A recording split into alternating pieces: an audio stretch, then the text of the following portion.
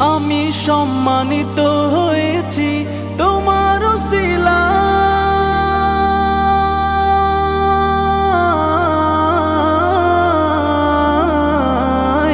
আমি সম্মানিত হয়েছি তোমার উসিলায়।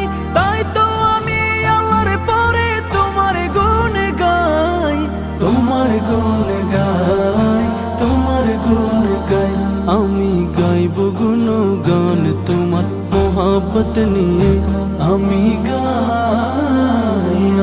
গাইব গুণগান তোমার মোহাব্বত নিয়ে।